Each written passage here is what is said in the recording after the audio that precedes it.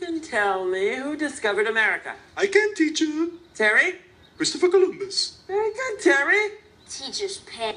Na-na-na. In Columbus's time, people thought the world was flat. So Christopher Columbus set sail to prove the world was round. He sailed with 3 ships.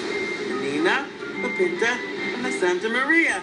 I don't know. I can't see nothing out of this thing. Excuse me, Mr. Columbus. There. That should be better. Ah, that's much better.